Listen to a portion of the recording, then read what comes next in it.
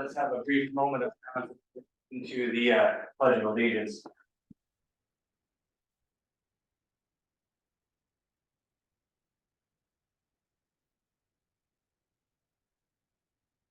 Thank you.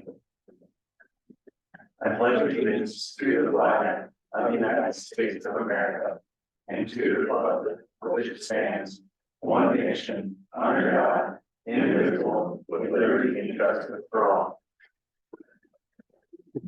How old are you? 7. You want it? I've seen some of them. We got, when I remember going home and they can sing, so.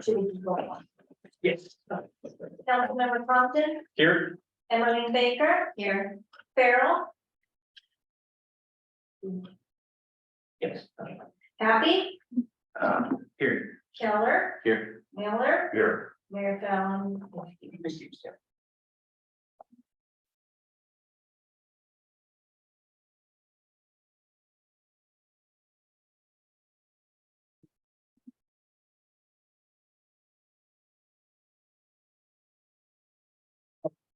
I'm not sure what I'm supposed to do next.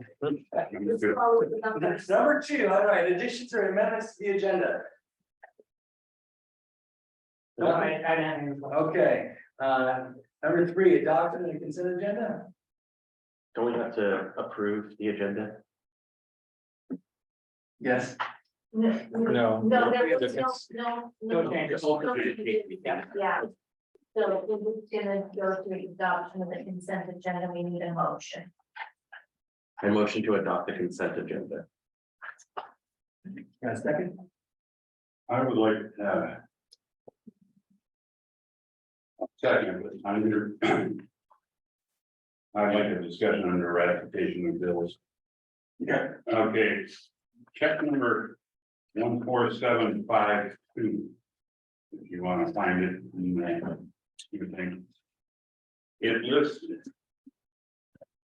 OMA donation to the Oregon Mayor's Association. The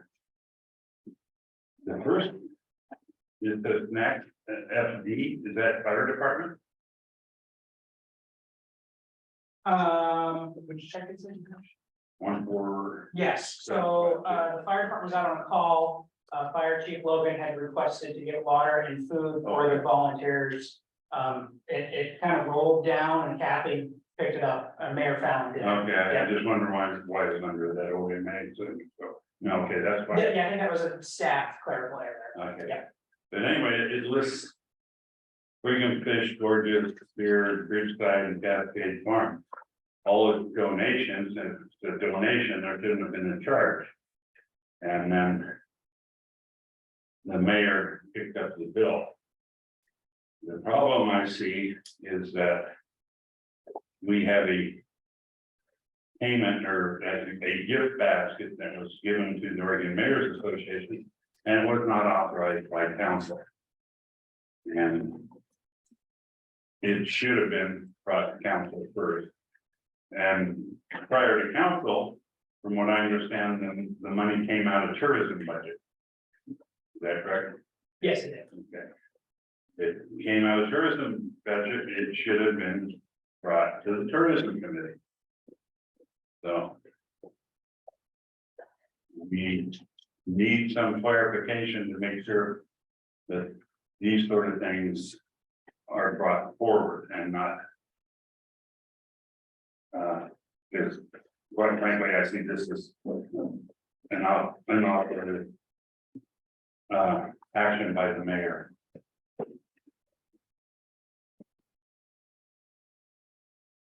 That's what I have to say about it.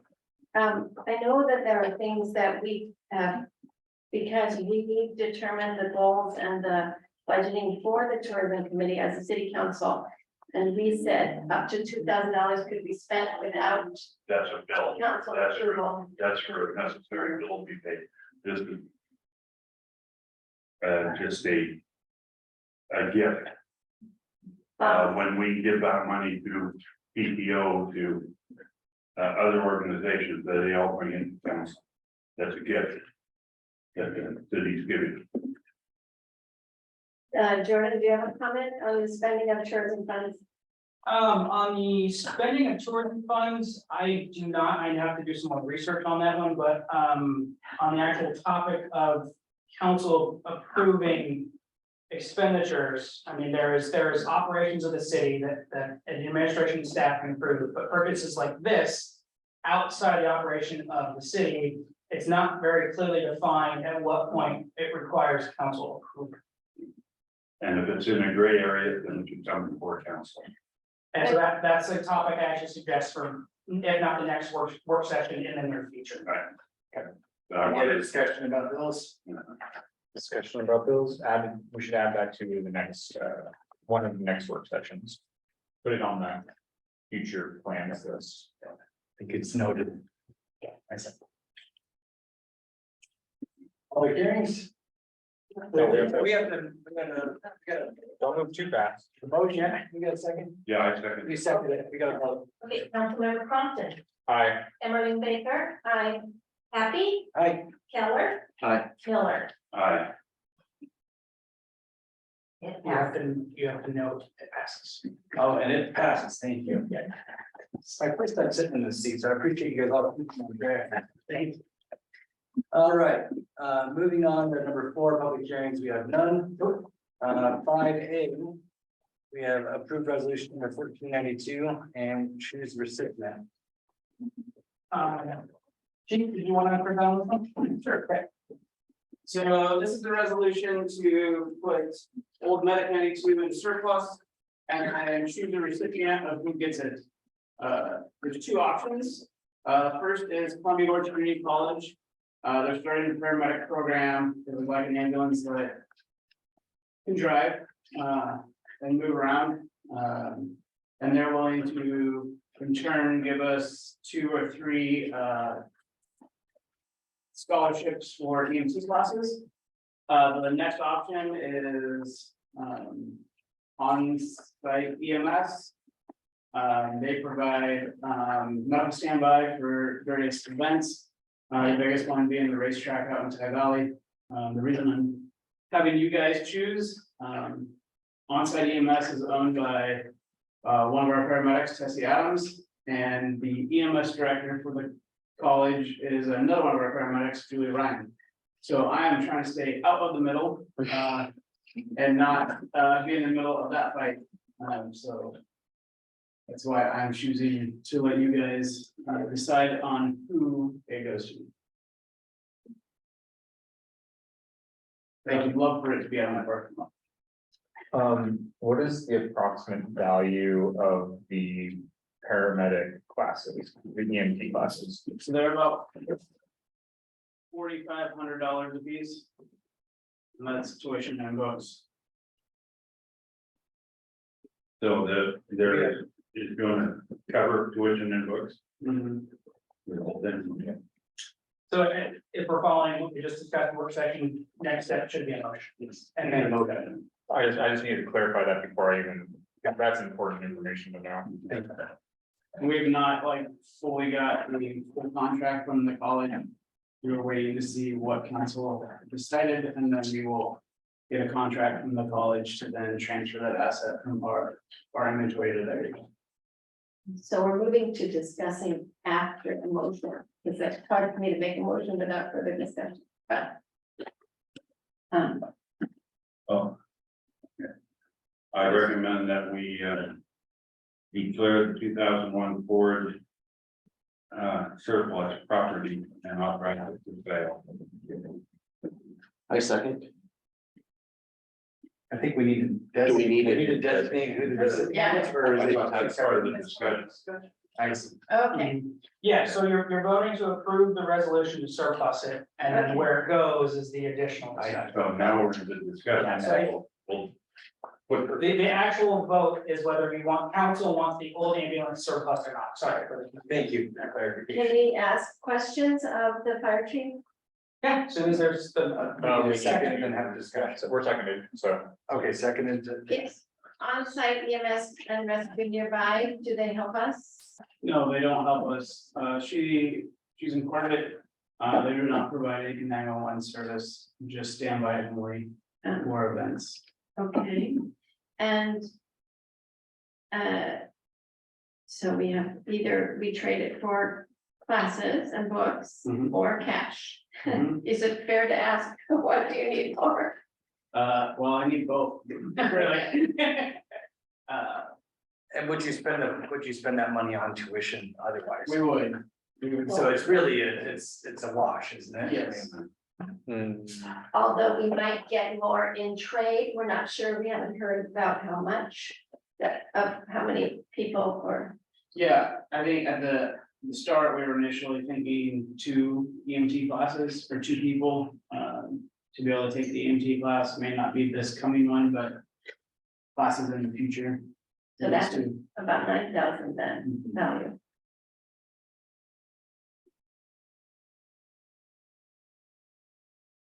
Any other discussion? I'm looking at, I think the biggest benefit to the city is the training of EMT and paramedics.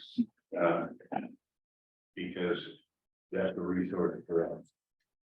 And if we look good there at the school, we'll look good coming there. This is a question for Jordan. When we move something to surplus and then we trade it for, or technically donating in lieu and expecting a donation in kind of thing, is what this looks like, is you don't really buy things for other services. How does that work? Is it a donation and then we get a tax write-off on a donation? Or We don't pay taxes. though. Yeah, we take the tax. good point, I was thinking of business. You're on the other side of the fence. Well, and I agree with Councilman Miller on one of our goals of this year. Provide quality training for staff and volunteers, fire and EMS, that was one of our medium goals. Right there, so I think if I understand your question, Mr. Compton, what you're suggesting is it messy from the accounting side on our end for this trade to take place? Is that what you're asking? Kind of, I just. If it's like a contract that we sign where we say, we give you this for that, then it doesn't become as messy, but if it's. You're trying to, I was thinking in the. Private side where it would become like a kind of messy, Could be taxable. taxi loophole. So in the surplus process, we have to assign a value to it. Chief Logan had it assessed by a local company that works on ambulances, does, I don't know if they do resale or not. They assessed the $5,000 price, that's where that price tag came from. So we sell it for $5,000 or trade it for that value or more. Okay. Yeah, so hopefully that answers your question. It does. are we making 2 motions with this or a friendly amendment? So the vote would be to approve the resolution to surplus it, and then we just need a consensus vote onto where it would go.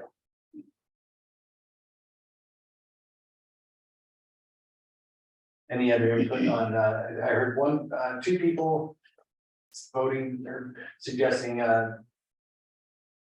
We should Copy do, George we should Community finish College. the motion first. what's that? We should finish the motion first, and then we can. And then Well, we that's- can sign it. Okay. So take a vote? Sure. All right, Councilmember Compton, Aye. Emmeline Baker, Happy, Aye. Keller, Aye. Miller, Aye, That's, passes. and my consent is I go to the school. School, I go for school. Training, yes. All right, sounds like we are in agreement for. Community College. Thank you. Thank you. And you can tell them it's our waterfall.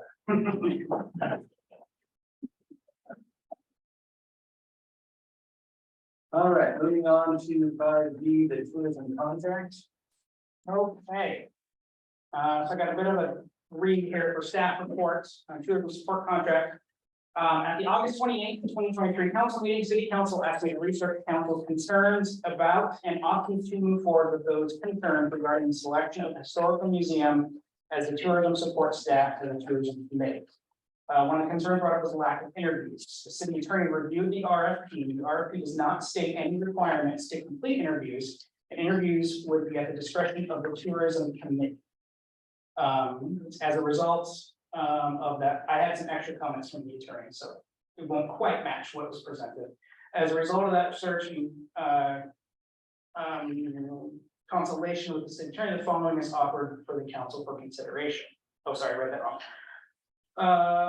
The informal selection procedure is applicable to this procurement because the dollar threshold was not met to require formal requests for proposal for responses. So it was that formal RFP below the $150,000 threshold. The informal selection process does not require interviews or a statement as to whether interviews will be conducted. Therefore, interviews were not required for this procurement. Does that makes sense? Essentially, we could have gone out and got quotes and hired somebody, but I had a staff, I had no idea who to even reach out to. So we put it out as an informal RFP to see who was interested.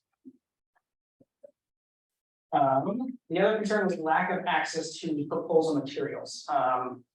So based on the attorney's analysis, or based on my analysis and consultation with the city attorney, the tourism committee members had the option to vote no to both proposals if they felt they did not have the sufficient information to award the contract. So nothing, they weren't forced into voting yes on something if they felt like they didn't have the information. Concerns about selecting local versus non-local proposal, based on my analysis and consultation with the city attorney, the geographical location of the proposers could be considered as a factor in determining whether a proposed contractor would be served as the best interest of the city. So the council felt that having somebody local was in the best interest of the city. They could use that as a determining factor. The city attorney has determined that the city council cannot undo the vote and void the contract. The contract has been fully executed and is a legally binding contract. Terminating the contract.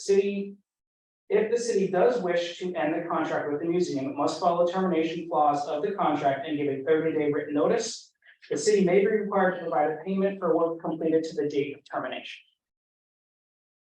New RFP. If the city does terminate the contract, the acceptable course of action is to reopen the RFP for resubmittal and new proposals.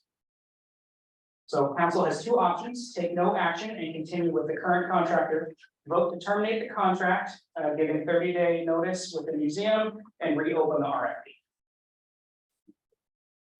Thank you.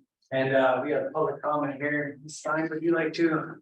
Yes. Thank you. Well, it's too bad that the city or the tourism committee didn't know what you knew. Or the attorney knew, because we had no idea that all of this, whatever you said, was possible. It's too bad that someone didn't tell us we had no rights, that it's all up to you guys. Why do you even have a tourism committee? I don't understand.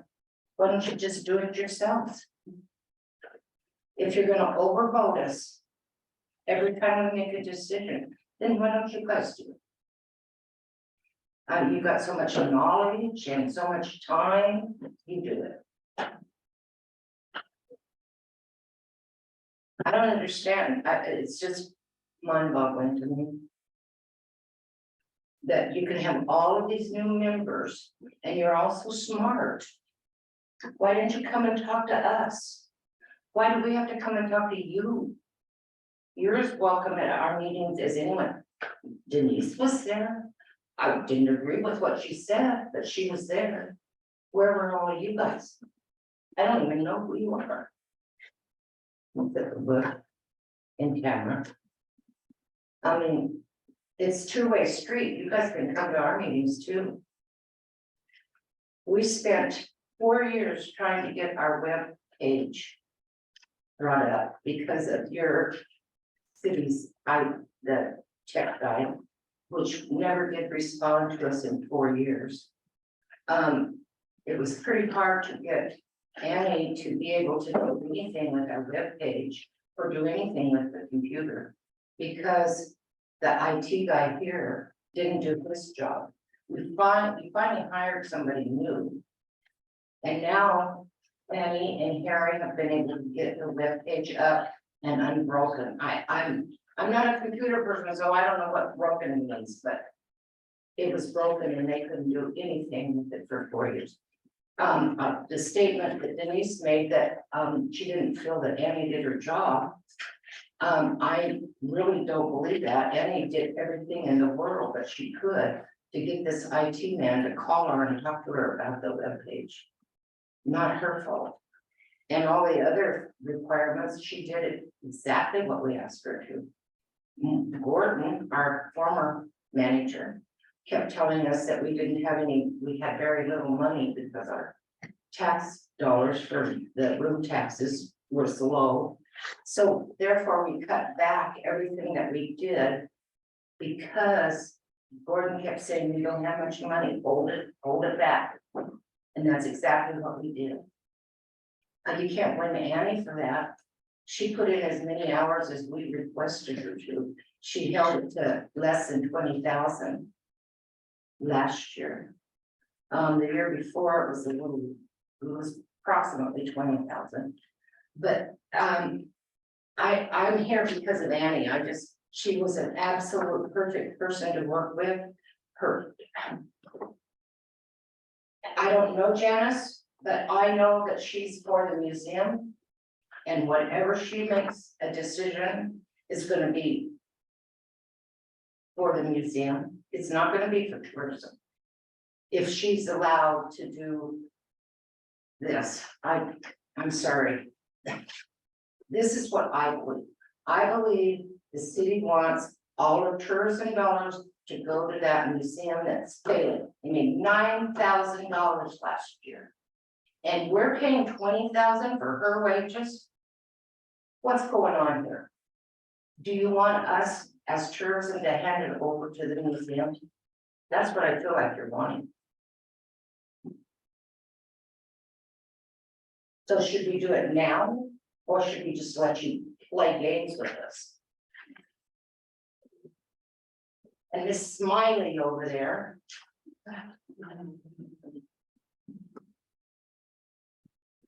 It's fine. All right, we have a motion. I move that we terminate the tourism support contract between the city of Cascade Lodge and the Cascade Lodge Historical Museum by providing a 30-day written notice. Point of personal privilege, there was a comment that wasn't read. Oh, yes, sorry, Yeah. yeah, no, my fault there.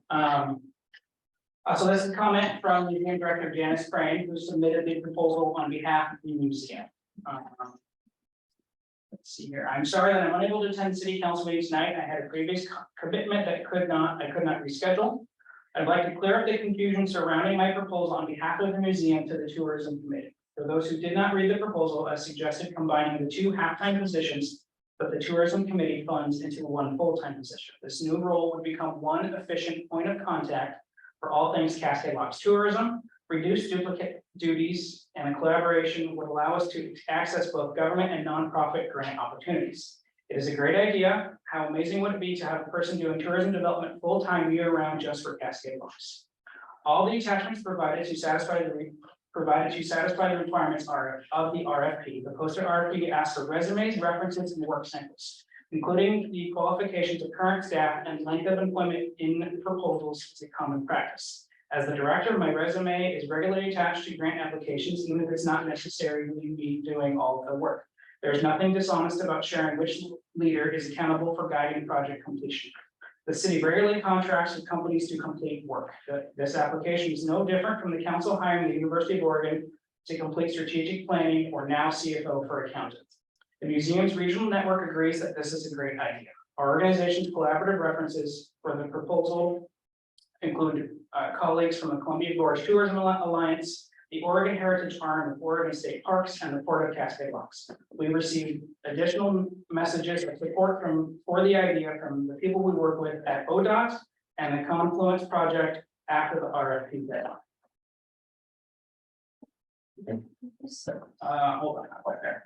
However, one of the most important questions we ask when pursuing a new opportunity at the museum is the community ready? The fact that idea is controversial indicates the community may not be ready yet. If we get to continue to serve the city of Cascade Locks in this capacity, I will personally manage the transition. Getting the council and the committee on the same page is vital for this new role to be successful. I will not put an employee into that position until I am certain the committee and council are ready to grow with them. If the contract is terminated, I will suggest it again during the next round of proposals. I will still be a good idea in 2 months or 2 years, and we are willing to wait until the community is ready. Janice Crane, Executive Director. You need me to restate my motion. I don't, just read all of it.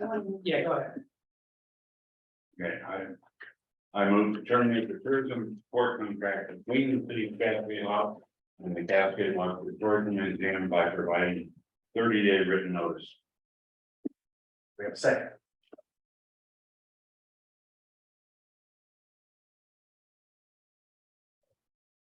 No. I guess we don't need a contrary motion on there since, But I want to say something to Debbie. One of the reasons I don't go to other commission meetings or committees and stuff is that I don't want to place undue influence on you. And so I stay away. And Maybe somebody should buy this. yeah, all right, moving on to item 6, appearance of interested citizens to share a variety of perspectives on issues facing our community. And We have a. oh, we didn't get a second. We didn't get a second. no, that, No, Take no action, yeah, no action. continue. All right, moving on to 6, appearance of interested citizens. Okay, I had this ready to go before you had your discussion before the meeting. The council procedure says we have 5 minutes, that the citizens have 5 minutes, and I requested I didn't get my 5 minutes. I have a little bit to say. The question I want to ask is, can a resolution be put in place before an ordinance that creates it is voted in? You had a reading of ordinance 457. An ordinance can only be passed on the first reading if you have a unanimous approval of your ordinance. You did not have your unanimous approval of ordinance 457 having to do with the trash service. On the same night that you had the first reading, you passed the resolution to set the fee, as it states in your ordinance, the fee in place. You didn't have the ordinance in place that makes the fee happen. So can you vote on a fee when your ordinance has not been fully voted in? You had the first reading on the June 12th. You had the second reading of ordinance 457 on July 24th, a very big gap. If you redo this, which you really should, because it's really void at this point, because you did not have the ordinance in place to be able to put this in place, then you still have 30 days before its implementation. There's nothing in this ordinance that states to put the $4 fee per month in. There's nothing in here. It talks about rate increases. That's all it talks about. It doesn't talk about anything else. It does not talk about this fee. It states fee in this resolution. It is called a fee. You call it a fee. You voted on it. Waste collection services and fees. Waste Connections is hereby permitted to charge the fees for services shown in Exhibit A to this resolution, which is the showing you of the $4 per month fee. Okay. Now, you guys are gonna have to wrestle with that. There's a procedure. You have the reading of the ordinance. If it's fully approved, then you can go on and pass your resolution. If you have your reading and it's not, it only goes through its first reading because you don't have unanimous support for it, then you can't do the resolution until after this meeting, till it's fully in place. Now, about the ordinance, I don't know if you guys read it, because there are some very archaic very archaic, verbiage in here. You, under section 3, it says no person may collect solid waste, transport the same upon, through any street, public place, dispose of solid waste in the city unless approved by city council to do so. Okay, what about when I need to take something to the dump? Do I need to get permission from the council? What about the guy who collects metal in town to take it to the scrapyard? Does he need to get permission? What about the group that Bernard started and councilors participate in? Do they get council approval? Are they violating the ordinance by collecting and transporting garbage? I mean, you guys, you gotta read what you're passing, because this doesn't even make sense, because it says, from and after the effective date of this ordinance, it shall be unlawful for any person to haul, carry, or dispose of garbage or refuse in the city, except as in this ordinance provided. So, this really needs some serious cleaning up. And not only that, if you do pass this and you decide to change it as a rate, your ordinance says that you can only have one annual. No more often than on an annual basis by resolution of the city can race be raised. So you guys have got a real big mess with this whole thing, and we really need to go back and clean it out and read it and just clean it up, because it's just way messy. And also I want to say that I am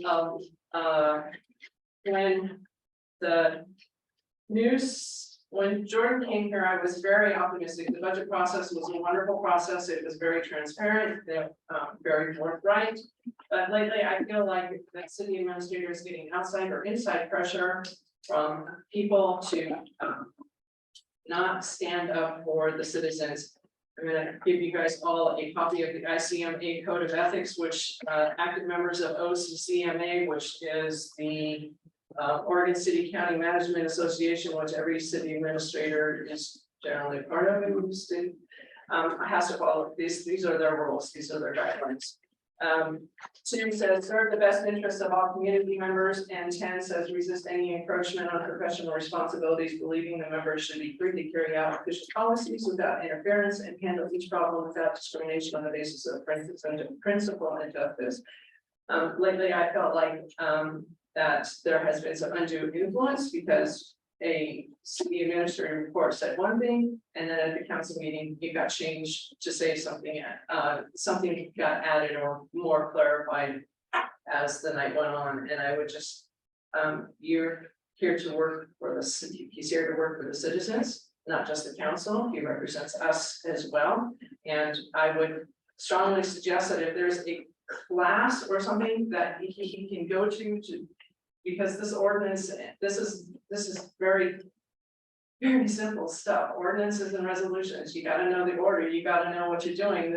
I don't want the city to be cost money. I don't want to cost businesses that want to come to town to be cost money, because we aren't doing things in the proper order and we aren't doing them correctly. So with that being said, you really need to relook over your resolution and your ordinance having to do with the trash service that you've done, and go through that ordinance, because the ordinance is just a mess. It's very archaic. You can tell that was written and it's just been used and used and used and used and used again. I mean, every time we do something different with the trash, we just use the same old ordinance and we don't clean anything up, and it gets messier as it goes. It sounded good maybe 30 years ago, but now we have new things and new places, new things going on that it needs cleaned up. So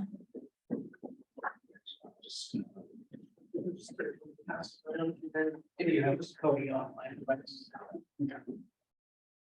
And we have somebody here that's speaking of some things. Thank you.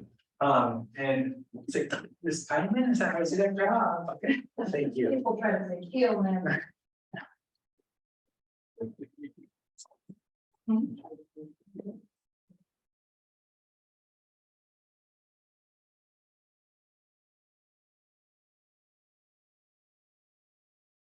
And please Cascade locks, right? I'll next party comment, and I'll be Cascade locks. Yes, this is also about this whole trash garbage card thing. That it was pushed through way too fast. The Hood River Garbage website has no information, and the information that they do have doesn't contain to us anymore. It says that we still provide our own cans with handles, and so that's just one of the many things. I do also want to point out that May 8th, in reference to this new fee, May 8th rate, the word rate in this instance was used 0 times and fee was used 4 times. June 12th, fee was used 3 times and rate was used twice. October 24th, 2022, fee was used 6 times. This is a new fee. And just because you change the words at the very end doesn't negate that. It also says, so the ordinance says that it's 35, 65, or 95 gallon cans available. Those aren't in the rate schedule that you guys agreed to.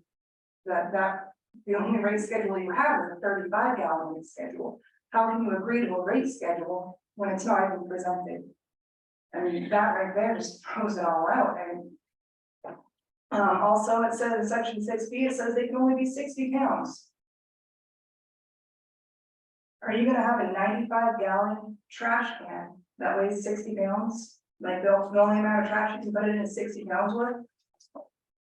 Just more and more instances of this being pushed through way too fast. There was no announced effective date that I heard of as a citizen. So I don't know when Hood River Garbage was supposed to pick up my regular trash can last. They didn't do it last week, but I thought it was, I assumed it was coming effective September 1st-ish. But it wasn't ever announced. I know I'm jumping back and forth because I was just kind of making some last minute notes. Section 7E1 says that we'll have once a week yard waste pickup, once a week recycling pickup. That's not applicable anymore. So yeah, I mean, I think having a rate schedule that doesn't reflect all of the available rates kind of means you guys need to go back to the drawing board. And it needs to be voted on by the public, because this is a new fee. It is self-admittedly a new fee from all of the meetings that everybody called it a fee. Jim Winterbottom, the Hood River Garbage guy, calls it a fee. He also mentions that Cascade Locks approached him in one of these meetings. Now, so that means that it is not Hood River Garbage proposing this. This was Cascade Locks came to him and said, hey, what do we do? Which just more proof that it's a fee.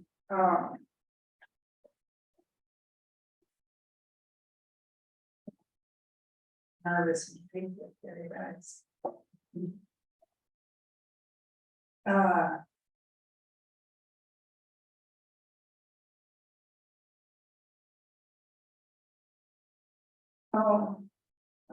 Definition of the recycle container didn't change.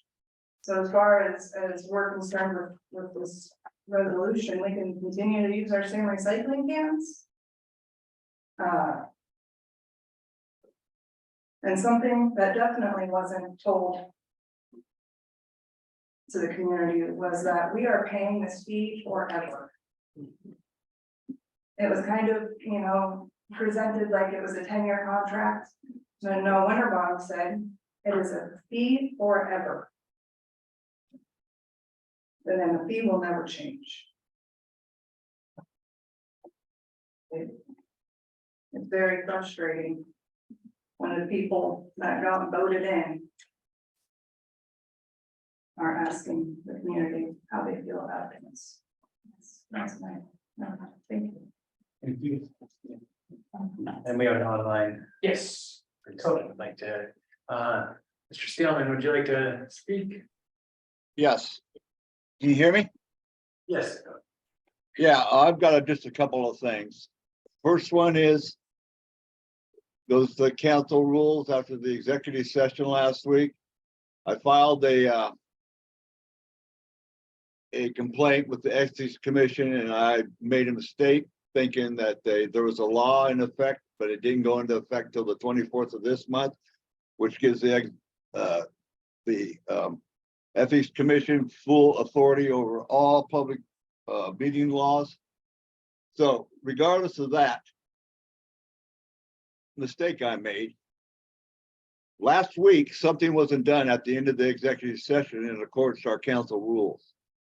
At the end of that council rules, in section, we go up here, 3.5, all the way down to the bottom, at the commencement of the executive session, the presiding officer must state on the record the purpose of the executive session and that executive session information is confidential and may not be reported. If this is not done, the proceedings may be recorded. So are you going to report those up? What happened in that executive session? I need that on the record. Because I have other alternatives now.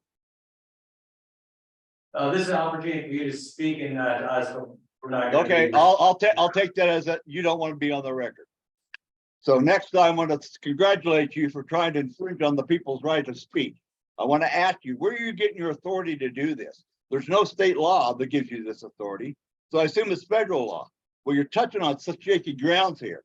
You're talking about natural rights of men that you don't have no right to infringe on. Yes, there's time, place, and manner, but where are you getting your power from to do that?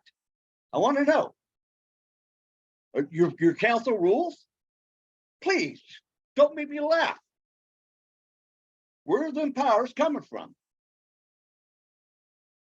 Go to Salem, they'll tell you where the powers are coming from. If you just search hard enough. I went through all the ones you guys use for references. So where's the power? And what's gonna happen? You gonna call the police on me? Have the sheriff haul me away and give me a free attorney to come back and sue you? Come on now. What's gonna happen? And not only that, you're sitting there defining things. You're saying that the 5 minutes in the council rules that we have on it is up to you to decide if we can use the 5 minutes. That's pure proof that you're trying to do this nothing but to deprive the people of the right to speak under color of your law. Do I make myself clear? Now I've established a defense. It's proof. You can go to the past meetings all the time. How many times people get upset and make faces and snivel when citizens come in and make fun of this council because of stupid mistakes you're making, just like tonight. Keep proving it, guys. I'm gonna wait for this to go on because I got more surprises in store for you. That's before we get to taste off. So have a good one. Thank you much.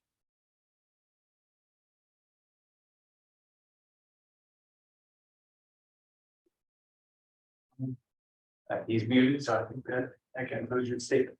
Thank you. Anybody else? I think that's all the people we had to speak. Item 6 then. So moving on to 7A, city committees, tourism committees. I think Debbie was gonna talk about, what we talked about in 5B, so kind of report from tourism. All right, moving on to 7B, Goodlife Homebuyers, Beau Turner.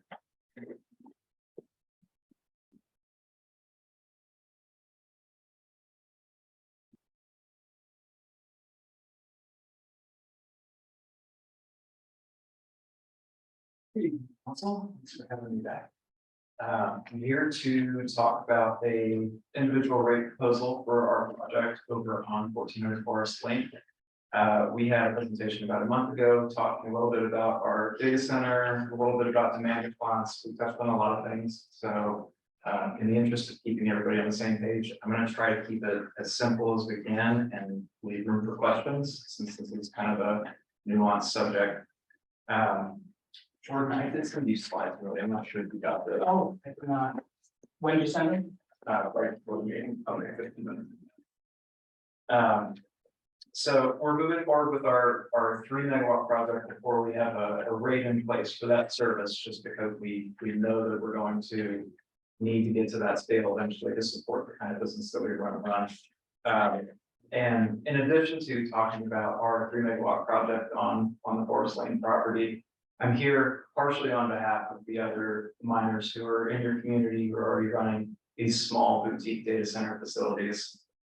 And so as a voice for them and speaking about the capabilities that not only our facility, but the other facilities that you guys already house can offer, I'd like to just teach a little bit about kind of what this would look like, what a demand response city would look like, how this would contribute to Cascade Locks getting continued the lowest pricing in Oregon, hopefully in the Pacific Northwest. So this is just our intro slide, Jordan, then you can go to 4. There you go. So our initial proposal is for a 2-year contract length, which is as long as rates have been set so far for BPA. So we're working with what's already known in the BPA calendar. We've asked for a higher levelized rate than the commercial rate, which is what we would go under if we were sub 1 megawatt. And due to our unique service profile and the ability to do demand response operations and offer benefits to the city, we're asking for a reduced demand charge.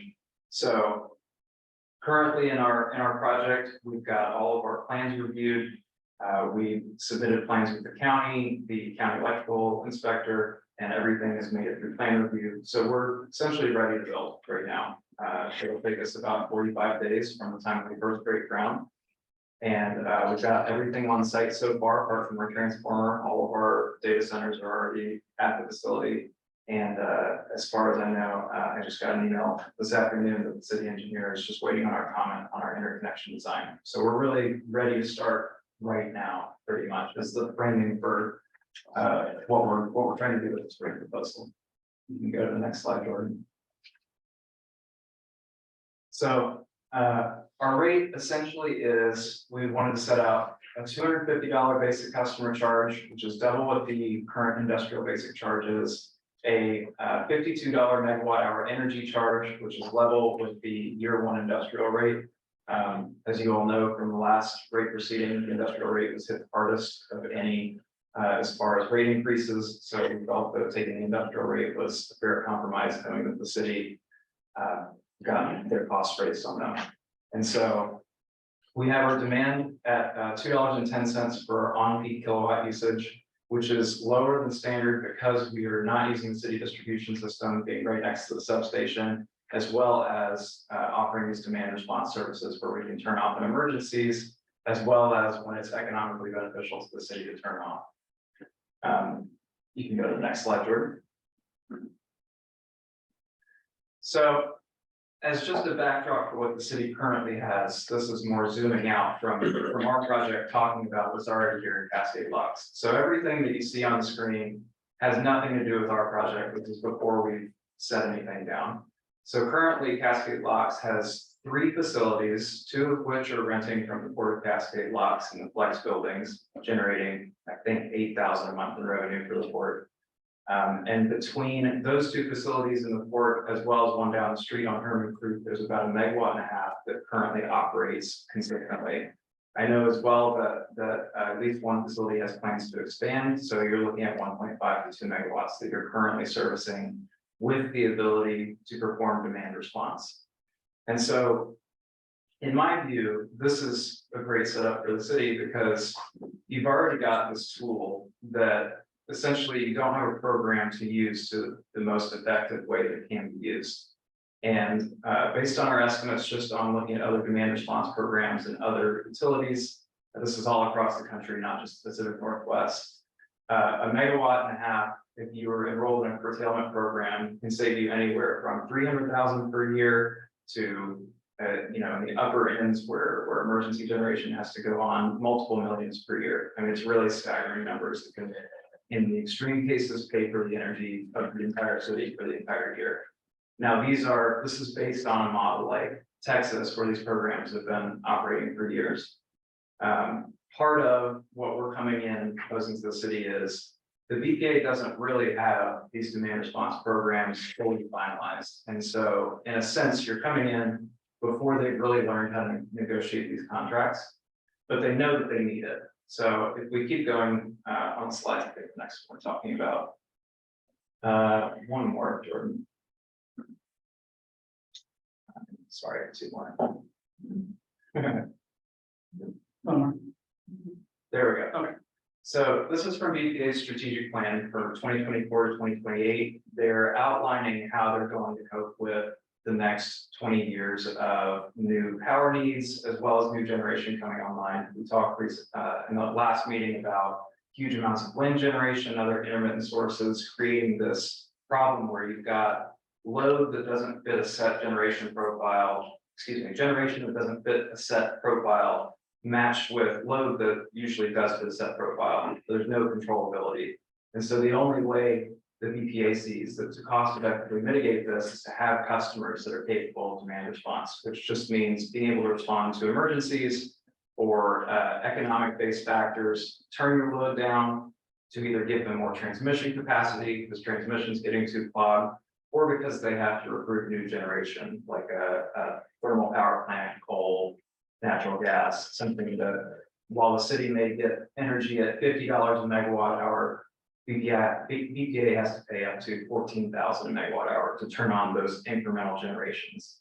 So in the grand scope, you can save so much on your energy just by not using it at a few key points during the year. And especially in the Pacific Northwest, that's an even shorter window. It's only really a month or two during the summer, and then during the winter, a few smaller peaks. And just shutting off for 100 hours is what BPA models in the study that I've shared in that document. Just shutting off for 100 hours is enough to balance their entire system. That's all they need. And so part of our plan is offering quite a bit more for sale load to the city. We offered 400 hours in that rate that I proposed. And if for some reason the city needed to do more, we lowered our energy charge to fit that as well. We've covered a lot, and I'd like to open it up if you guys have any questions to guide the rest of the time. That was a brief overview of what we're looking at. As you're making your presentation, I was thinking about the business you're in is really, it's not just, cloud computing and cryptocurrency, it's really knowing how to leverage electric energy, right? And so this is the key, I guess it is probably your largest expense, I imagine. It's the largest expense. It's the largest single input cost, and the way that I like to view it is that we get rewarded for turning energy into valuable information. Right. Whatever that may be used for on the back end. We are essentially taking raw power and through cryptography, and you're organizing it into something that can be used by somebody. And the power that you use to do that is what determines how effectively you can do it. And so the people who have great power deals have the greatest chance of surviving and building a thriving community. And part of why I'm here as well has to do with these other facilities that you already have in the city. Based on the rates that were passed just at the last city council meeting, by 2026, every one of those facilities is dead in water, unfortunately. At least at today's prices of the way that everything equals out. If you're trying to make a margin on IT services, and you're paying that much for power, at their scale, they can't do it. At any scale, you can't do it. So these other three facilities, in addition to me, we're all on board with how can we maximize this great tool that the city already has but isn't really using, and grow into it even more, because we know the substations coming in. There's going to be a ton of new capacity for the city that, as far as I know, doesn't have a use planned yet. So because we can scale up and down really easily and fit our load to suit whatever other customers may come in, I view this transition as a time when you can really go completely into demand response, optimize the city's energy procurement, and build a base around this particular industry that allows flexibility for any other industry that may come in the future. It's just a matter of adjusting the load curve of what you've already got working.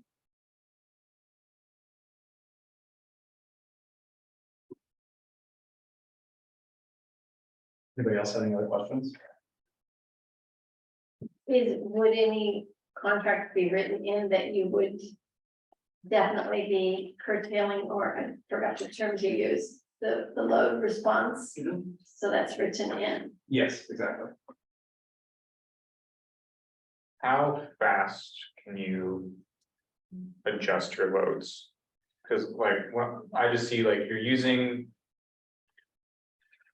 your power because you want to use as much power as you can to maximize your Uptime is how much uptime. revenue. Yeah, because that's where you're making your money, is when you're using as much power as possible. Right. You have as many computers running as possible, and then we hit a hot time or cold time and our power spikes. And you're still running at full and our power spiking, and then we trip over. Like this, the saying you are demand responsive is one thing, but like what's the lag? Because if your lag is an hour, that's an hour where we spent.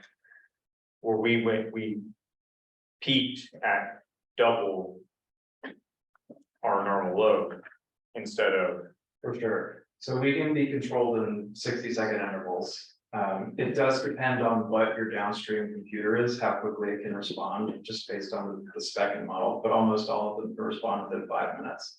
So, and what you're saying, the heat event per se, we've written into our agreement until we get the monitoring data from BPA, which is a real-time measurement that our software can just read and nobody has to mess with it. It reads the city's energy consumption and dynamically adjusts our load. So nobody's controlling it, it's being controlled.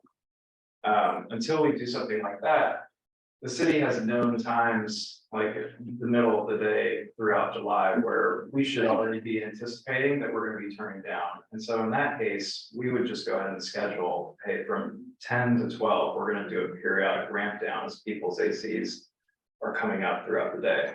But we know for sure, unless it's a large motor being used at an industrial facility, the kinds of like huge peak spikes that you're, I think, imagining don't really happen from regular utility usage.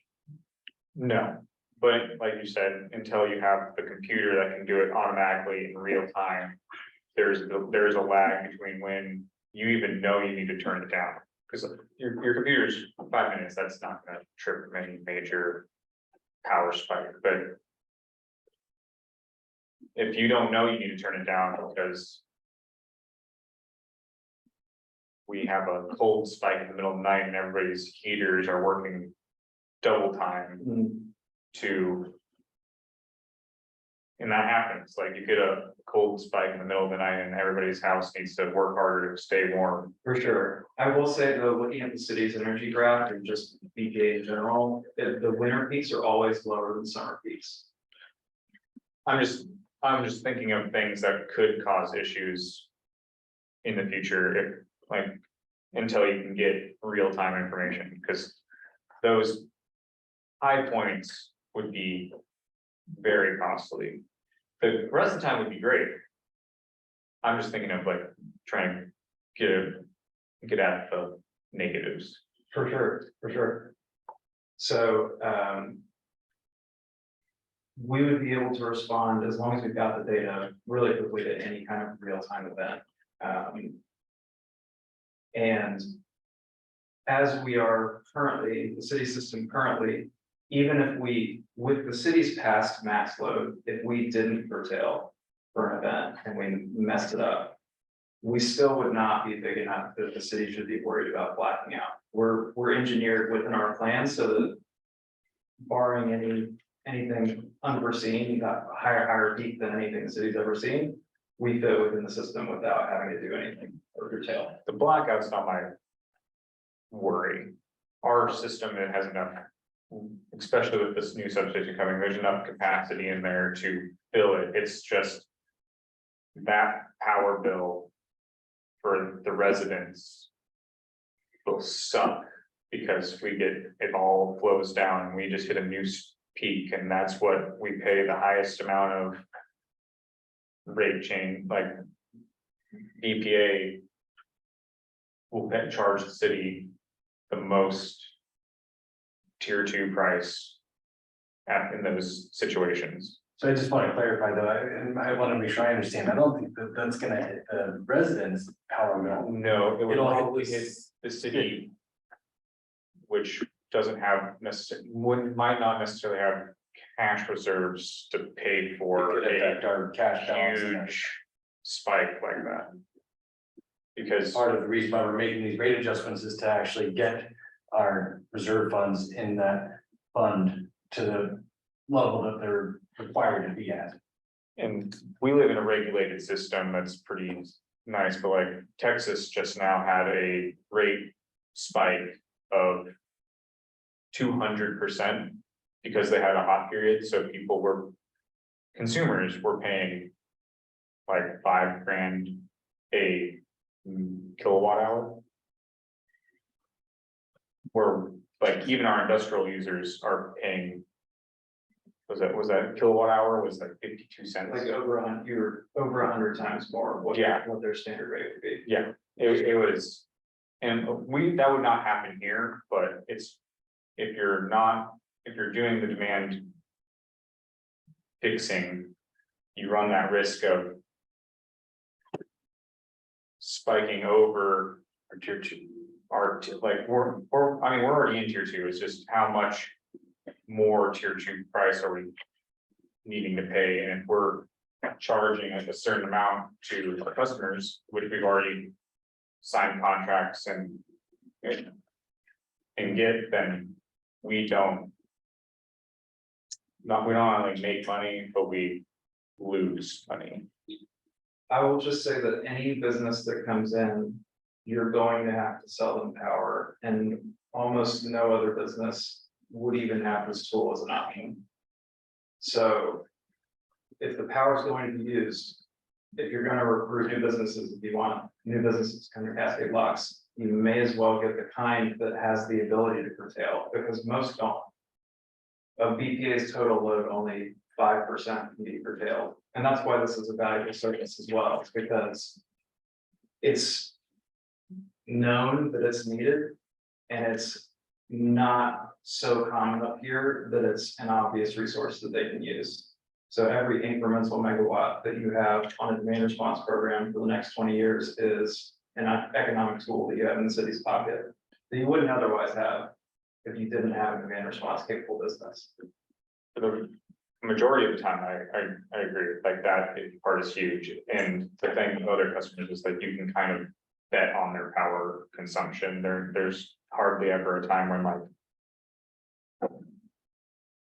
Bear Mountain like drastically exceeds what they've already like asked for like as a high user. Like they are a known quantity. You guys are, the way that you run, you're trying to be an unknown quantity on purpose because you want to fill the gaps. When you can't fill the gaps, you're also on top of everything else. Because an extra 3 megawatts now, and you're planning on expanding, because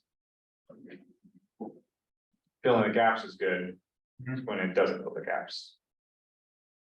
So are you, just for clarity, concerned about us adding to city costs incrementally with demand? No, it's in those situations where a unforeseen spike happens. You're drawing power, everybody is drawing power, and you can't, like you've been, what you would want to bring down as fast as you need to, and the city takes a big hit, which we don't have, we might not necessarily have huge cash reserves to front. If there's a time in which our behavior or not keeping to some term where we're supposed to curtail cost the city money, I would expect that to fall back on us, because that means that we didn't fulfill what we were saying that we could do. Yeah, there should be language in the agreement saying they have X amount of minutes really to curtail their demand. And what the penalties would be if that didn't happen. And that's easy to implement, and we know that the kind of metering and communication is standard on any BPA meter. So it's a really easy thing to plug into. It's just a question of speaking to the right people and getting the program in place. If that kind of stuff happens, then I have less worries. I have one thing. What is the difference between your proposed rate and our city rate that we have just passed? For the industrial load, Yeah. For the, let me. I don't remember the numbers on top of my head. So you guys have- Wonder the same thing. While he's looking that up, can I ask you a question? Go ahead, go for it. So I just want to make sure I understand kind of the bigger picture here. So we've got our average electrical load is kind of what determines the high water mark, right? And that's anything above the high water mark is what is determined to be too cheap. Correct. What would you say to people in our community that feel like their costs for energy are going up because of people coming into our community that are using more power than what we have used previously on average? And how does this benefit them? I would say that that has been true in general because of the way that the new rates came out. In terms of how we would be affecting the community, you know, our goal is that we can get a great program with BPA that pays out for demand response, that is a partnership with the city, because we can't do this without the city's contract with the BPA. So in a sense, it's sort of like a joint venture. In this case, we're offering a service that the city can say, hi, 75% of our load is curtailable, and so we need an even better rate than what we've got, which is completely standard. And so from our curtailment, obviously, we're looking for an economic benefit so that we can stay, so we can survive, so we can be resilient in any kind of market cycle, no matter what the cost of each unit of compute is. But that benefit should also be shared with the city. You know, it's clear that citizens don't want costs to increase on basic services, even a little bit. And so the hope would be that we can get a good enough deal with EPA that people's rates can start going back down. Maybe the third year of cost of service adjustments doesn't even need to happen because of the agreement that the city of Cascade locks ends with EPA in 2025, which all large utilities serviced by BPA are redoing those agreements to serve through the 2040s. And they've said over and over the demand response is a huge component of how they're going to meet their needs. And so to me, that's an economic tool that allows for saving for the people that live in the community, because if the whole electric utility is procuring power at 20–30% off just because of shutting off for a few hundred hours every season, you know, that benefit can pass along to the community real easily. That's kind of a hypothetical, correct? In some sense, it's hypothetical, but also not really. I mean, the studies that I put in the proposal, there are studies that were commissioned by the EPA. They paid consultants to tell them how much they could pay for demand response, essentially, and where they could find load that they could fit. And so that study that they paid for in 2022 showed that large industrial as well as commercial curtailment was the lowest cost with the highest impact on their system that they could possibly achieve. And so when these agreements are coming 2024 and 25, they're starting to negotiate them. These are going to be components of these agreements that the city should be making a priority. It's not a question of if they're going to be offered, it's just a question of what the terms are going to be, honestly. They made it very clear that they're asking for this. And then we got our current rates. So. Go ahead. Can I stay on this topic? Go ahead. So what I hear you say, Mr. Turner, is that we're stuck in this contract, but because of your business philosophy and the other groups in town, that in our next contract with BPA, that we can negotiate a lower rate with BPA because we have this emergency curtailment program availability to them. Correct, exactly. And so that's where the economic benefit comes, is in that next contract. Right, and there's a degree to which you can use it now with scheduled curtailments over the summer. Even tier 1 pricing goes up in the summer for July and August. I forget exactly how much, but if you just start with scheduling curtailments at the right time, you can avoid demand charges on the city that overall lower the city's cost curve. As these programs become more formalized, as they get negotiated, the rate that we're proposing, it levels out to about 5.5 cents a kilowatt hour, which is kind of bare bones. We would hope to get a lot better than that in other markets, but there are reasons that I would love to set up here in Oregon, especially here. So we're willing to just take a survival rate around 5.5. I would expect that with curtailment programs, we can easily bring our rate down while still saving the city money by 20% or more with the demand response program. And that's just based on estimates. So one of the slides that I gave to Jordan was if you curtailed 1 megawatt or 400 hours, and it's at the low end cost estimate of $500 a megawatt hour. So that's EPA paying 10 times the energy they supply. They usually would supply it to the city.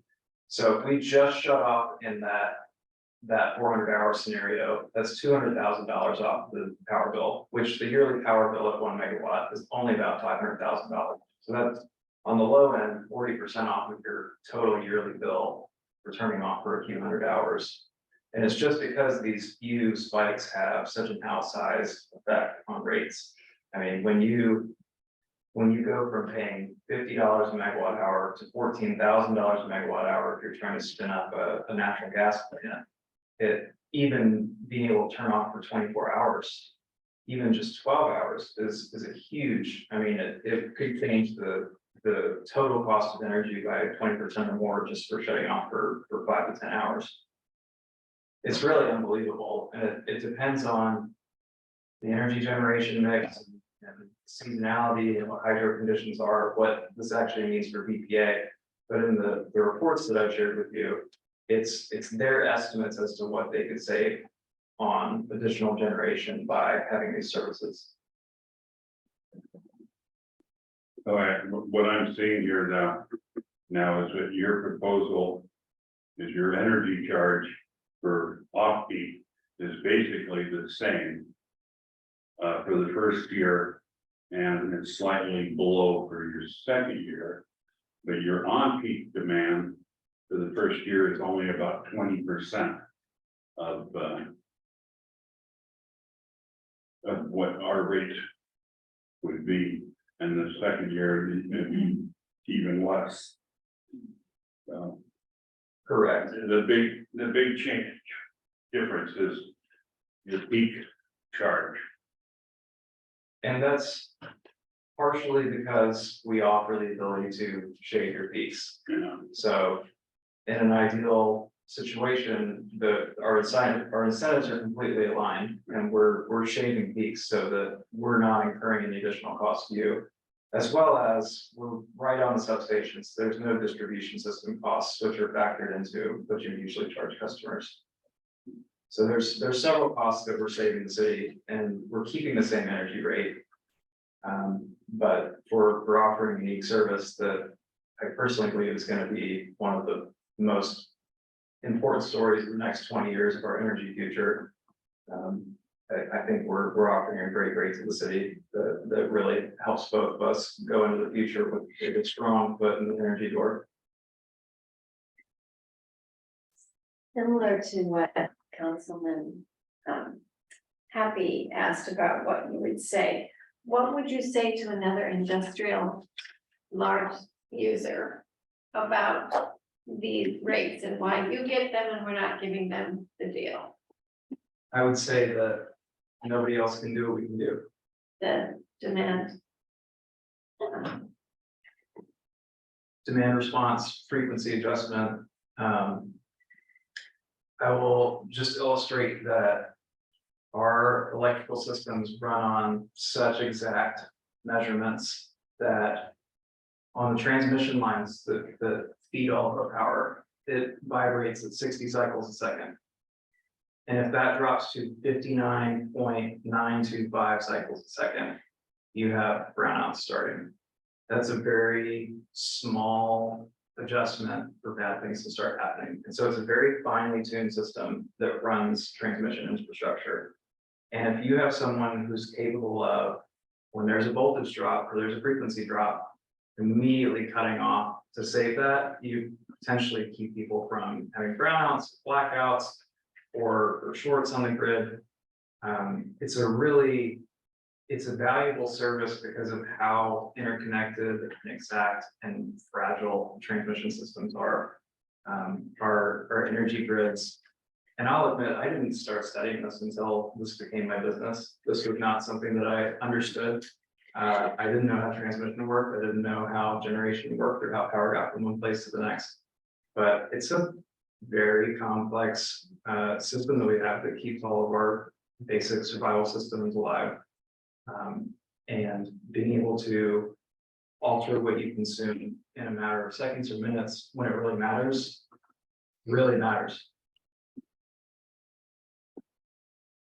Thank you. It's nice to know that we're not opening a door that favors one company over another, but we favor this process possibly. Now, we have looked at the amount of money that we want to achieve from this increase in rates from BPA and increasing our reserves. Do we have the data from you? If we did the rates that you're proposing, what might the financial benefit to the city be out to 3 years? Or I know it's hypothetical, but and you may not have it tonight, but I don't have that. no, of course not. So that we know we're comparing apples to apples, right? We have to Absolutely. see what. I guess one of my questions is,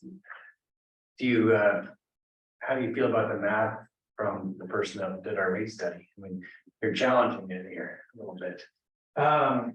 It's hard. I don't have the same view into the city system that he had to have to come up with the study. And so I'm not going to pretend like I know the city system better than he does. But I do know that I know demand response probably better than he does, because I'm financially incentivized to know a lot about it. And I do believe I know more about what a data center, a flexible data center can bring to a community. And so the rate is one component of this, but the service and the ability to create a thriving industry vertical is a separate part of it. And we've talked a little bit about the other customers that the city has that do similar activity. Part of our rate proposal is to keep us competitive and so that we can survive, but it's also meant to be a model for these other facilities so that they can get onto a rate that doesn't increase costs for the city, but that they can work within and still keep their businesses going and still keep running from the port. And there's 3 facilities already running that probably house 12 to 15, maybe 18 individual businesses that choose to co-locate their IT services there across all kinds of industries, not just crypto. And so it's really already a small industry community in the city that I think can be exploited for a lot of potential for both the industry as well as the city. There's not many cases in which you have so much incoming capacity and a small city base load where you can have a demand response capable industry be such a large consumer of your energy. And so in other co-ops where my mine might be 5% of load and just offer an incremental benefit. In this case, you already have a large part of the city's energy going to this capable service. And so it's a clear path that you can take forward. It's a clear industry that already wants to be here, that's already been working for several years here, and that just with some small tweaks and changing the structure a little bit, we can get into maybe an additional rate structure that's for all flexible loads. That's not a preferential customer where we're getting special treatment. It's more about the service itself. It's not about us being special. So I hope that answered your question. Kind of, it makes me think of more questions. I have time. I don't know. I mean, I know that we've got other stuff we gotta get to, but I know that this is something that we're gonna have to discuss further, and I think we really need to make sure that we're valuing your time and getting the information we need, so that when we're having a deliberate on this later, that we have the information we need to make that decision. So with that in mind, may I ask one more question? So if I remember correctly from your original presentation, this demand load response, basically, if we're not using the power, you guys want to be utilizing that power. Right, either at full blast or maybe even turning up if we can. And so, we have a lot more capacity than what we're currently using, and you want to use what we're not. Right. Isn't that gonna put us, isn't that gonna be all above our high water mark? I mean, if it's, I'm trying to have, I want to be supportive of what you're offering, but I don't want to put us in a financial hardship. For sure. There's EPA has provisions for unanticipated load growth. I'm not positive that we've been in, that's a conversation Jordan and I still need to ask about.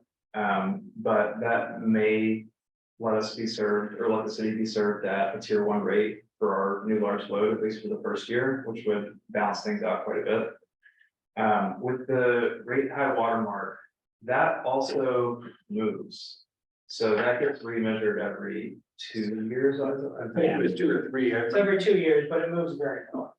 Right, But I think if we're gonna see a dramatic increase, we could see that high water mark jump. But exactly, until that moves, we're gonna be paying higher rates. potentially, unless we're in this unanticipated load growth category. So that's where I have like, if you guys are consuming more power, that's putting us into that tier 2. That's costing the city more money, and at the same time, we're asking for a reduction on your on-peak demand charge. A significant reduction that's actually quite contrary to what we got from the person we just paid a lot of money to do a rate setting for us. So that's what I'm trying to wrap my head around. Sure.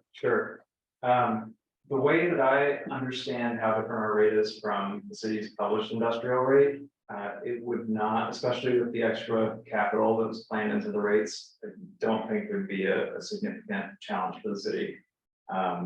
You know, in the worst case, if we're 100% online and you don't use our curtailment service at all, it may be approaching 6 figures over the course of the year that we're paying less than another rate in the context of $1.5 million energy bill for the year. So you're saying that the on-peak demand, if you're paying the full rate versus what you're proposing, it's a reduction in about, you said $600,000? That's my, no. Over the course of the year, I think the reduction will only be approaching 6 figures, so it's close to $100,000. Sorry, thank you for the clarification. But I didn't prepare that, so that's going off just the top of my head. Versus the 1.5 million that you are paying for energy. Right, so it's I mean, we're probably asking for, my guess would be 6 or 7% off of the aggregate power bill that would be usually supplied to an industrial customer. That's also 20% higher than we planned to pay when we started the project about a year ago. So we were building with the anticipation of Cascade Lock's 2021 resolution. So the rate increase was a surprise to us, which, you know, we could have just packed up and said it's not going to work. But for all of the reasons that we've been talking about tonight, I think there's plenty of way that it can work. And so the only thing that we need is a rate that lets us survive until we're obviously bringing a huge benefit to the city. That's part of why it's only a 2-year contract. We're not locking the city into 5 years of, you don't know your rate, but we know ours. We're riding with the city, developing with the intent of getting all of our costs to come down at the 2025 contract negotiation. So normally, you know, in business, if your costs go up, you can pass those costs on to your, whoever you're selling your services to. Are you able to raise your, you know, costs for the services you provide, but, you know, so that your business can stay viable, or is it just that like they're gonna farm this out and they're just willing to pay X amount for processing? There's some degree to which you can raise costs and add additional services and charge a higher rate, but my projections are all based on already pretty middle of the market or higher end of the market rates, because we do offer, you know, cleaning and management and network redundancy and all these other ancillary services, insurance on machines and whatnot. Even charging that rate, we're still just, this really just becomes an expensive job for me for the years rather than a very lucrative investment. But I believe in it so strongly long-term for the next 20 years that I think there's very few places that would have more potential to use this than Cascade Locks. As such a small existing system, being able to take large loads coming in that have the power to negotiate for a better rate than almost any other customer can ask for. You're setting yourself up for exactly the right thing long term and providing a rate that just keeps the lights on for the next couple of years. Of course. Anybody else have anything? Sean? I will state Russ has seen this presentation. He has done an initial review of it. I want to make sure I fully understand all of this before I give my report to council and how the BPA demand program works. So I'm doing more research to make sure I get council the correct information. Do you have anything else you'd like to add? I really appreciate you all listening. I know that was longer than probably anybody wanted to listen, but I appreciate the opportunity to talk about our project. I really think that it's an obvious choice for the city. I think moving forward, if you embrace the people you've already got here and work to make rates that take into account the unique flexibilities that you're creating a story for the city and community and technical entrepreneurs and smart thinkers and people who want to co-locate their stuff here. There's a reason that there's already 3 facilities here. And there's only 1,000 people that live in this town. It's because it's a good place to do it. And so I'd love to be part of that story. I'm following up Cascade lots more every time that I come up here. And I appreciate all of you as people. So thanks for your time. Thank you. All right. 7C, fire and EMS update. Chief Logan. Good evening. Before I get into my staff report, I would like to just honor the 243 firefighters, the 23 NYPD officers, and the 37 Port Authority officers that died on this day in 2001. For my quarterly update report, these numbers were taken from May 1st through August 31st. We ran 193 calls for service in that time frame.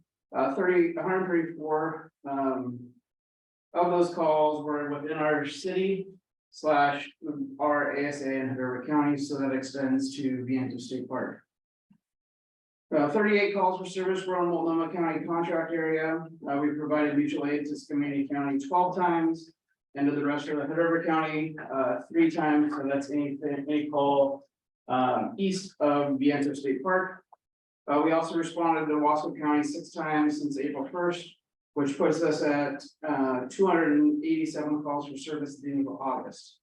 At the end of August last year, we had 244 calls, which shows that we have 43 more calls for service than prior year. It's been a busy summer, sure. In the spring, we were awarded a grant through the Office of or Department of State Fire Marshal now to add 2 seasonal firefighters to our current paid staff. The grant was for $35,000. We hired 2 positions with that money, and they have been working 4/10, with Tuesday being the day that they are both here. They have gotten a lot done for our city in 2 months. They've been on duty. The focus of their staffing is for wildland response. When they're not responding to calls, they have inventoried all of our fire hydrants in town, flushed hydrants, greased them. Worked on controlling blackberries in and around the station, general upkeep of the outside and inside the fire station. With them here has freed myself up to do other projects, as well as being able to focus on the administration side of my job. I'm hopeful that the state fire marshal will continue this grant funding in the future. And if they do, I would love to have the opportunity to take advantage of it again. With them being here, it has put a dedicated ambulance with an EMT, at least an EMT and a paramedic, 7 days a week for 10 hours of that day, with the other hours being staffed with volunteers and the on-duty paramedic. Our partnership with the Columbia Gorge National Scenic Area is going great. As you may remember, we went into a contract with them to house an engine at our station and provide some office space for that engine crew. We figured out the payment part of that, start of it. I thought we were getting one large lump sum. We're actually have to submit quarterly invoices, and our first invoice is due this month. Having them at our fire station daily has helped us bridge some gaps when we work together on incidents. Just knowing who is who and what their roles and responsibilities are has helped tremendously. There are some things that we've highlighted that we would like to work on to make our partnership stronger. One of them possibly being the ability for us to co-staff with them there's been a couple of days where they've been extremely short. And had to put an engine out of service, and if we have the seasonal staff. That can bump over their engine, will just provide higher capacity for our region and having that resource online and available. So that is my quarterly update. If you have any questions, I'm happy to answer. Get your door fixed? Kind of, it's in process. That's a no. The company that make the overhead doors ordered from sent the wrong panels. So they put up those panels to get it looking like it didn't get hit by an ambulance.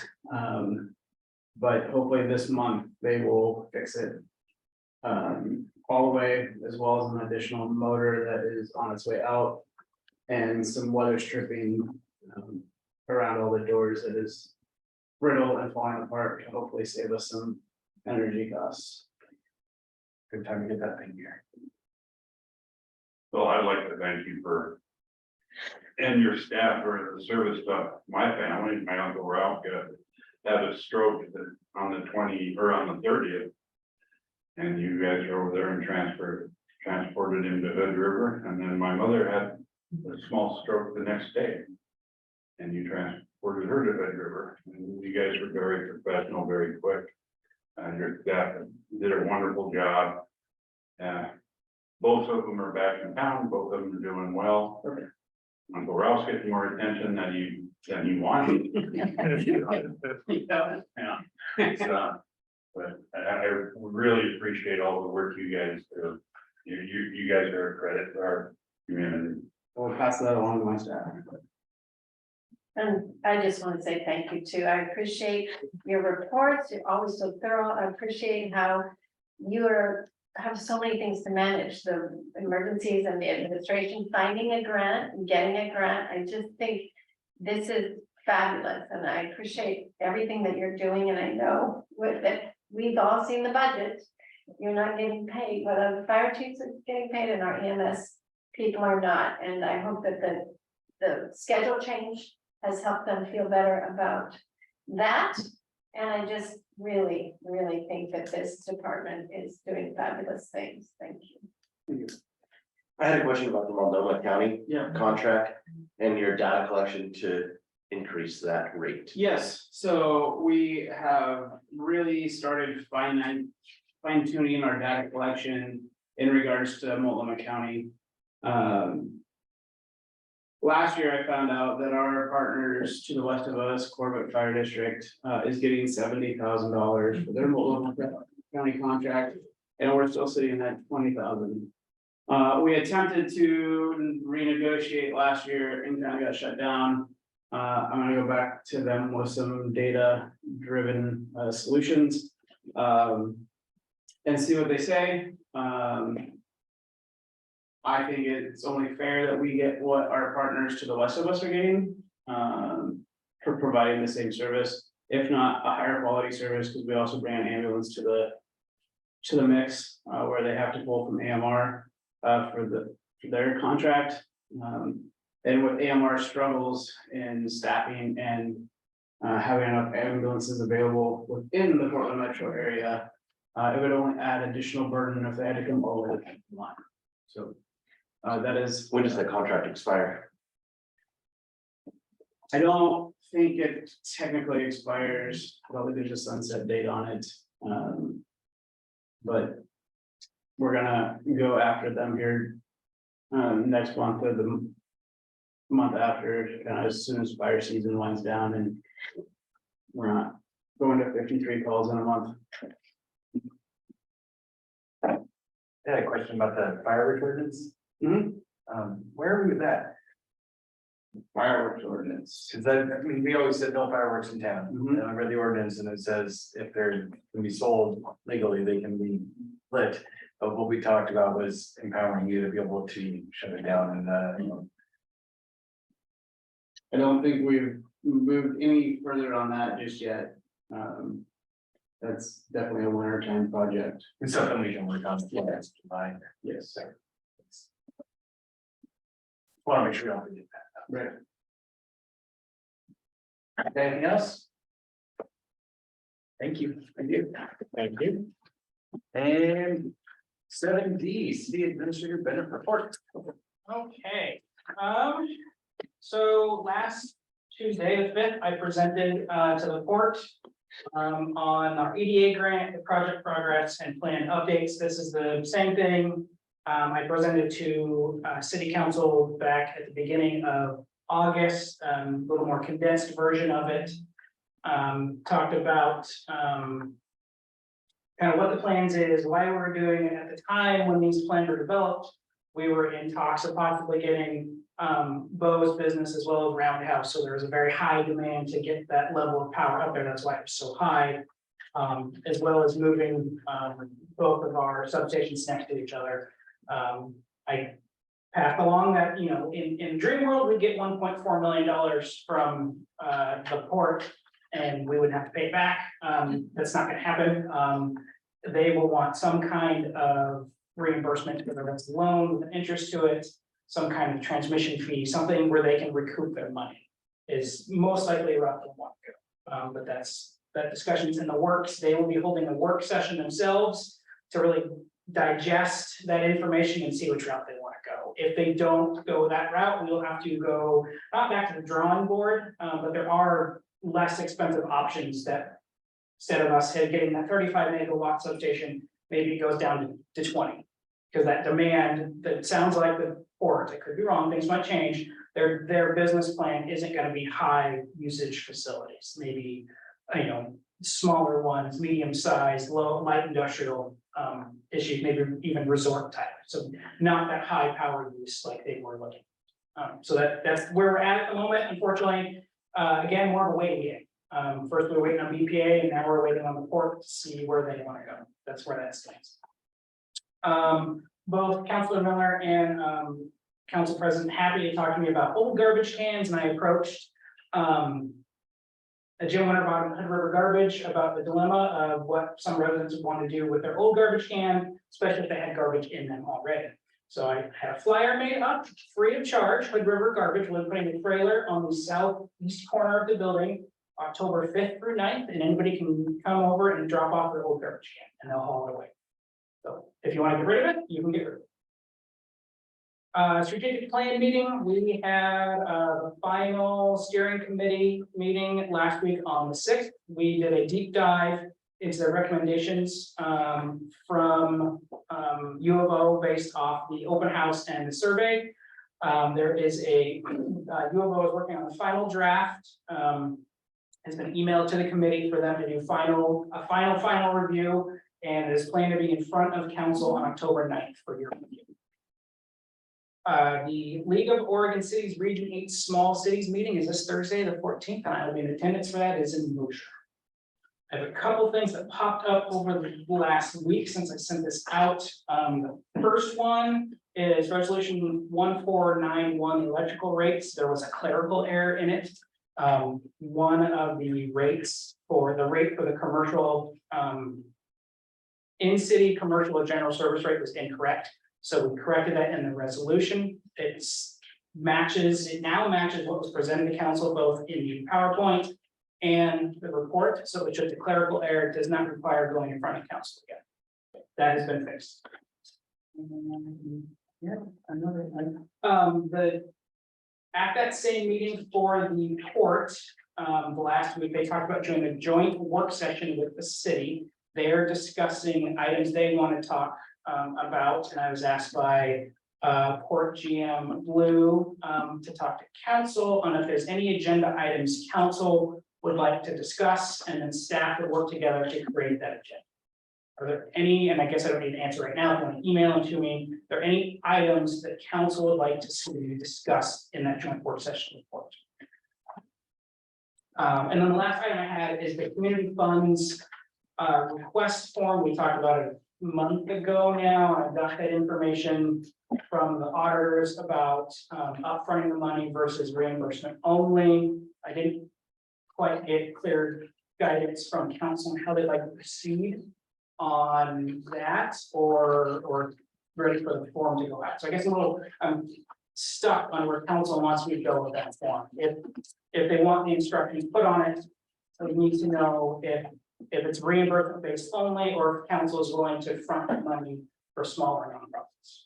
I never got clear, and I don't think we had consensus on. I didn't think so either, so I wanted to bring it back up, and I don't know if that's a action item to put on the agenda for another meeting. Yes. I feel like we should, with two people left, yeah, we should probably table that. You agree?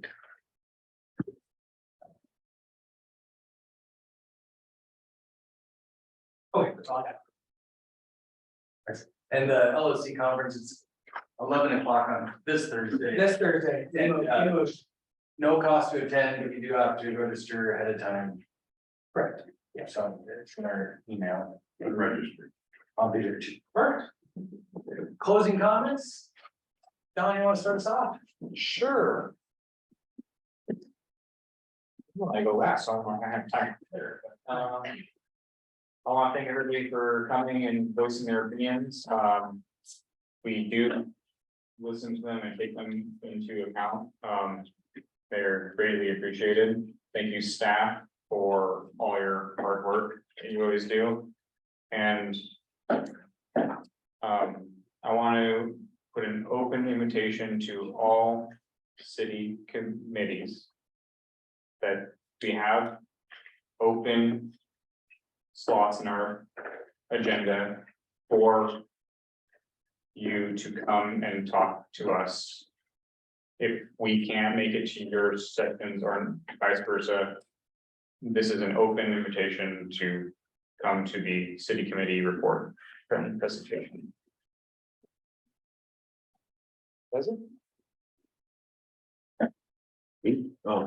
I had a question about city council rules about specifically calling out council members by name and derogatory terms. And I didn't know how that would be addressed in the future. You mean by other council? No, members or by public. Other government meetings I've attended, you're not allowed to address anybody by name. I really appreciate the tourism committee and the discussion on the issue with the garbage services. And I think this is an opportunity for us to reflect on our professionalism and our processes and really focus on being diligent about following a process every single time that does not create ambiguity or vagueness, but is a certain structured process. It only ruins our credibility. And I wanted to thank Mr. Turner for an amazing presentation. I'm fascinated by that process. Thank you. I too want to thank everybody who spoke up, particularly when you share places for us to look and appreciate as much as possible when we can hear the notion of implicitly good intent on our part. Some of these things like the garbage or the ordinances are old and this council has taken them on. And I know we've had many discussions starting another council back at 3 of 22 on the Hood River Garbage first presentation of the roll cart program, mentioned 5 times in 22 and 5 in 23. And I remember discussions. I have my notes here on the ordinances, unanimous not. So I do agree, we need to look very carefully and see when we need to change the language. So I do appreciate that. And I appreciate, I believe that everybody speaking has the best interest of Cascade Locks in mind. And I appreciate when they believe that about us.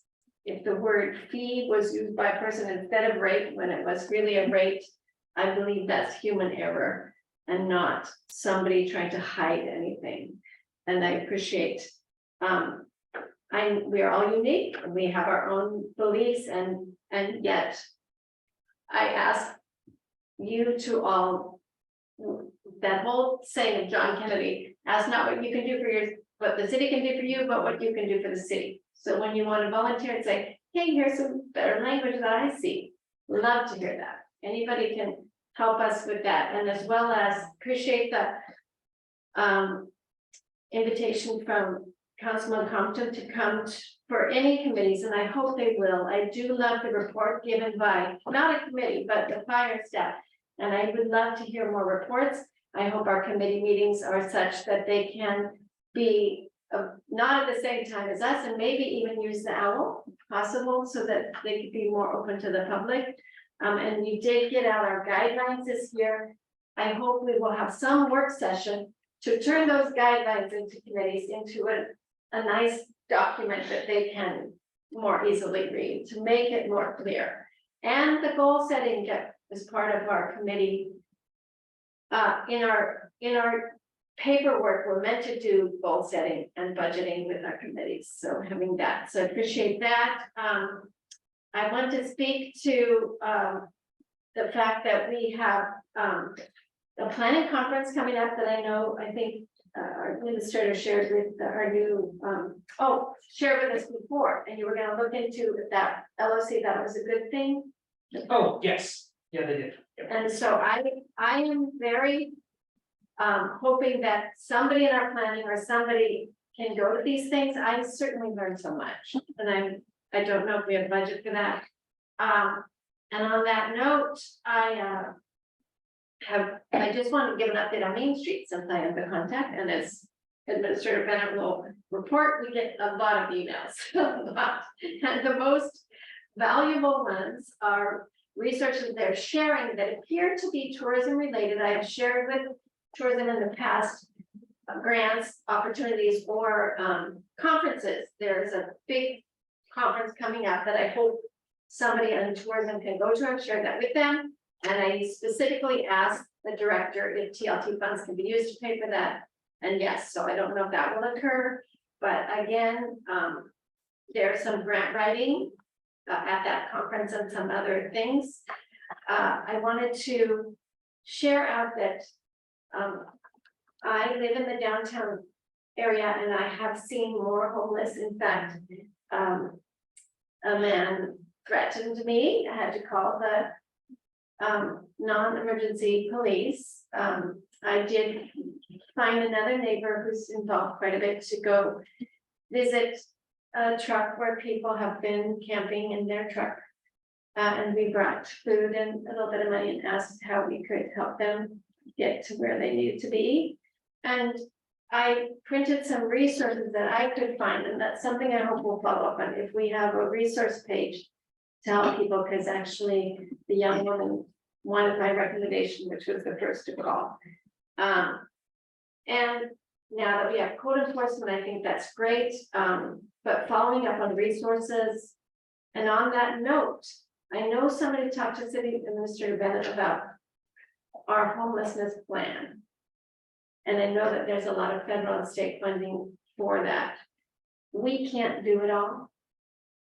I'm proposing, and according to our document, that the mayor can appoint committees, or committee members, that citizens who are interested in maybe being part of the committee, homeless committee. I've spoken to another outspoken city person about possibly transportation. I've said this before, transportation or pedestrian path.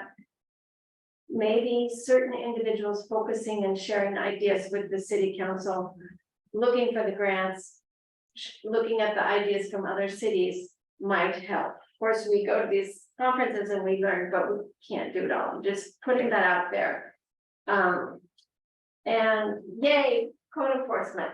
I'm hoping we can look into, and Jordan, I'm not sure if you know this, or Brad Compwood, can we turn our code violation form into a fillable PDF so that people can know where to go and fill it in?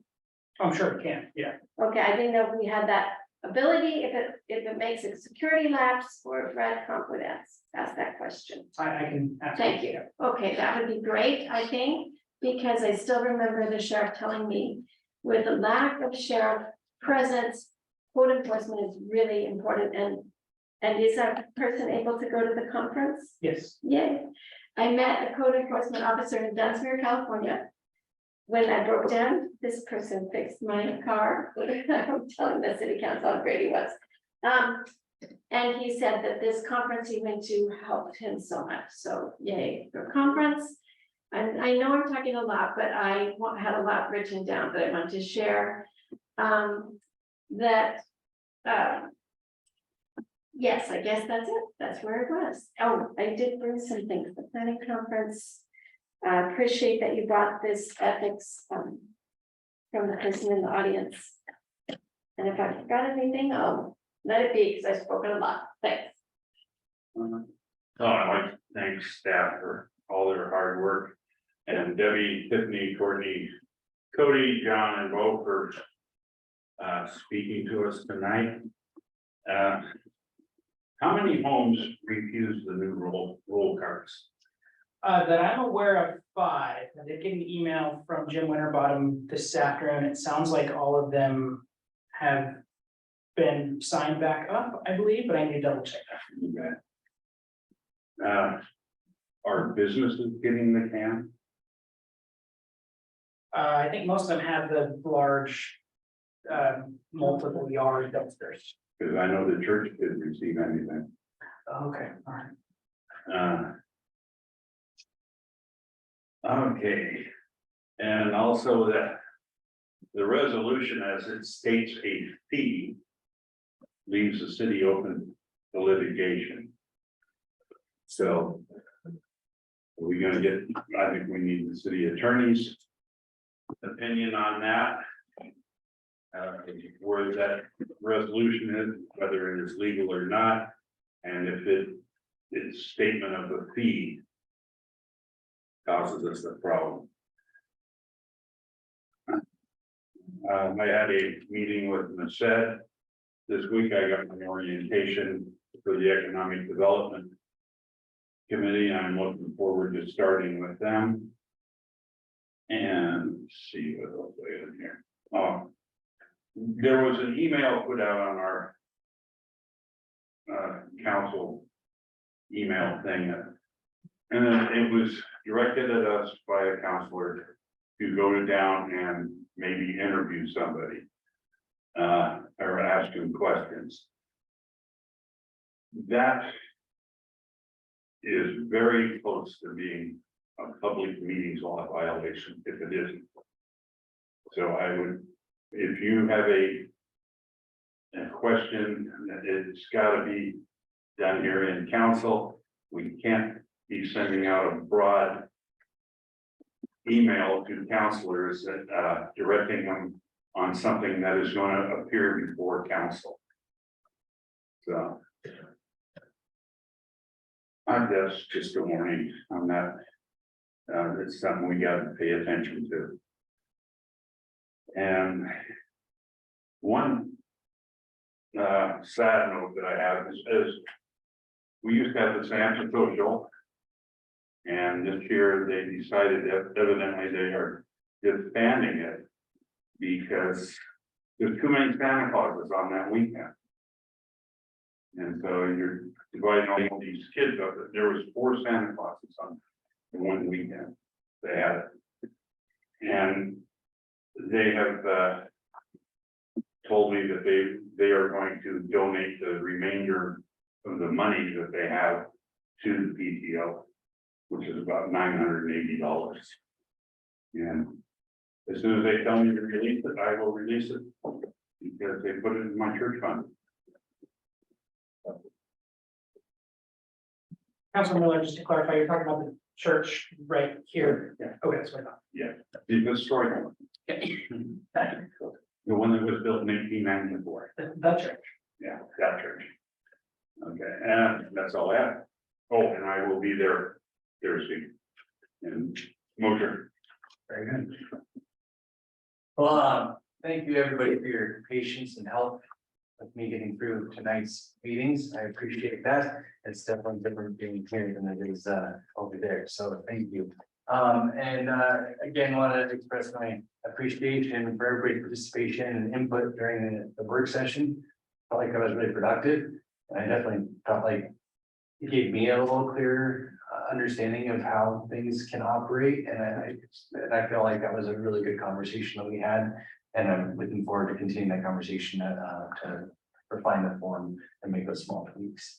I think having the rules on there will make things a little bit more clear for everybody, including us, and the participants. So, thank you for, Mr. Keller, for doing your research on the forums as well as the agenda. Yeah, well, what you did though is, it got the ball rolling on me, so thank you for that. And then I did want to say thank you to everybody that came and presented today. I know that it might feel at times that your words fall on deaf ears, but we do appreciate what you have to say, and we do recognize that some of the decisions we make are not popular, and I don't think that there's any way we're ever going to be able to appease everybody in the population. Whatever decisions we make, some people are going to be happy and some people aren't. And ultimately, we have to make the best decisions we can with the information we have, that we believe are in the best interest of the city. So that's all I've got. I did one item I forgot to mention, the auditors, finance auditors are on site today and tomorrow. They're starting the process for the 21-22 financial audit. That's it. I will not be here next meeting, but I'll be on Zoom. I thought it was October you weren't here. No, I'm leaving Saturday. Oh, okay. I'll be on Zoom. That night I'll either be in Georgia or Alabama. Sorry. All right, we got a motion to adjourn. A motion to adjourn. I second.